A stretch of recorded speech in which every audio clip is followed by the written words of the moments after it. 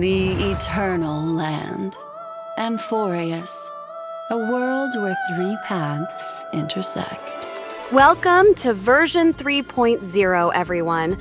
I'm Lily Aquina, your tour guide as we explore Amphorius in this exciting update. Before diving into the city, let me introduce one of the new characters in this version, the Herta. I'm sure all of you are familiar with the 4-star Herta who's been with us since version 1.0. There's lore behind it, but think of this Herta as the Pro Max version. They both have the same elements and the same path. But this adult Herta comes with an upgraded kit that's significantly stronger. After all, she's the Emanator of Erudition, the same rank as Acheron. Naturally, you can expect her power to be on a whole new level, which serves as perfect bait before we head into summon meta. Let's break down her kit. The Herta's gameplay revolves around inflicting a status called Interpretation on the enemies. Remember the small Herta's follow-up attack mechanic, where the number of spins is based on the number of enemies' HP drops below 50%? That worked well back then, but having that mechanic now when the enemies' HP are inflated to the roof must be awful. Therefore, this adult Herta is packed with a revamped kit, tailored to deliver big damage more easily. She trades the spin-to-win mechanic for an enhanced skill that synergizes with interpretation stacks. Every stack of interpretation will increase her enhanced skill damage dealt, and it can be stacked up to 42 times. And how does she inflict the status? There are several ways. At the start of a wave, adult Herta inflicts 25 stacks of interpretation on one enemy, prioritizing elite enemy target or higher. When enemy targets enter the battlefield, she also inflicts 1 stack of interpretation on them. If an enemy target leaves the battle or gets defeated, their interpretation stack will be transferred, prioritizing the transfer to elite enemy and above. And when ally targets attack, inflicts 1 stack of interpretation on the hit enemy target. TLDR. It's super easy to stack. After using the enhanced skill, all stacks are reset to 1, requiring you to restack before her next DPS window. Adult Herta's attack pattern can be summarized as follows. Stack as much interpretation as possible. Use her ultimate to activate the enhanced skill, and then follow up with the enhanced skill, resetting the stacks. Adult Herta will immediately take action after launching her ultimate, allowing back-to-back use of her ultimate and enhanced skill. It's pretty cool, but the consequence is that she'll be quite skill point hungry. Aside from increasing her enhanced skill damage, interpretation also offers additional benefit. For every stack of interpretation on the field, adult Herta gains 1 stack of answer, which increases her ultimate's multiplier by 1%. Answer can be stacked up to 99 times. From this brief description, I'm sure you've already started imagining what kind of teammates she prefers. To maximize interpretation stacks, adult Herta needs allies with high attack frequency, namely those who have AoE follow-up attacks or extra actions. Since she consumes a lot of skill points, teammates should generally be skill point positive. At the very least, these are the requirements to build adult Herta team. Several candidates come to mind. However, her trace will further narrow it down for you. If the team has 2 or more erudition characters, your party will receive bonuses as follows. So her team composition will more or less look like this.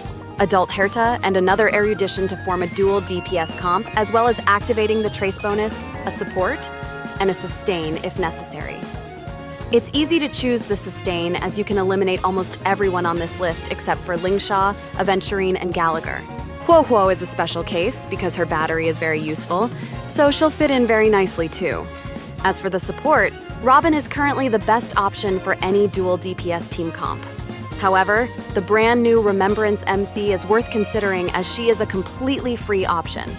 The hard part is deciding which erudition should accompany adult Herta in battle. Among erudition characters, the one with the easiest requirement to launch follow-up attacks is Jade, so she should be the best option. Coincidentally, Jade also gets a rate-up banner at the same time as Herta's. If you decide to get Herta, her best teammate is just right there. How lucky you are. What a coincidence. However, I suspect the other characters like Himeko, Small Herta, and even Jing Yuan can be viable depending on the battle context. For example, Himeko's follow-up attack requires weakness break process, so if the battle has many trash mobs with low break bar, she could be viable. You could replace the sustain for other support like Ruin Mei to speed up the breaking process. The same goes with Jing Wen. Since he only works when there is Sunday, it might be possible to use him as the accompanying erudition if there is Sunday on the team. Ultimately, all those creative team compositions could either prove to be viable or simply turn into meme teams, depending on the DPS threshold required for endgame content. If the inflated HP pools push the DPS requirements too high, many fun and innovative setups might be rendered impractical, which would be a real shame. Now, let's dive into her gears. Building a character will become more intuitive in version 3.0, thanks to updates in the in-game recommendation feature. On the character screen, under the Relic tab, you'll notice a new Smart Equip button replacing the current recommended build button. This upgraded feature doesn't just equip gear automatically. It shows the system's recommended set, recommended stats, and popular setups used by players. For example, here you can see the system recommends a combination of a 4-piece Scholar set and a 2-piece Izumo set, which makes sense. Both pieces complement adult Herta's gameplay as well as her team choices. Considering farming efficiency and stats requirements, these are indeed her ideal gears.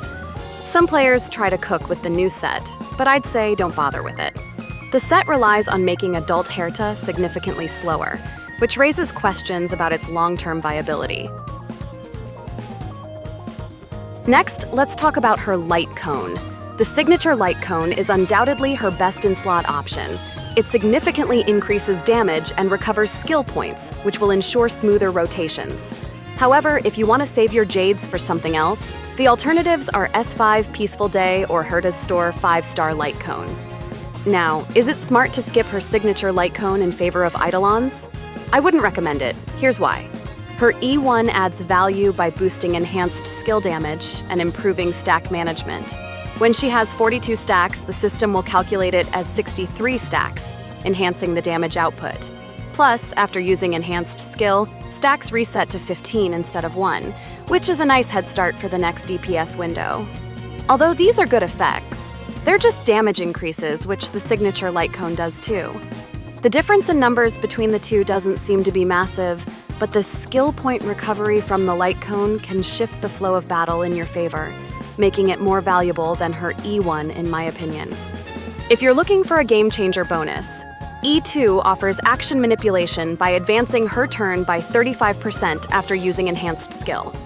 Now this one is incredibly impactful, as turn control is the ultimate strategy in Honkai Star Rail. But let's be honest, reaching E2 requires a significant Jade investment. Considering all this, sticking with her signature light cone feels like the smarter and wiser choice overall. In summary, adult Herta is more versatile compared to previous erudition characters. She retains a multi-target combat advantage while also excelling in single enemy encounters. She can team up with free characters, making her suitable for new players or those returning to Honkai Star Rail after a break.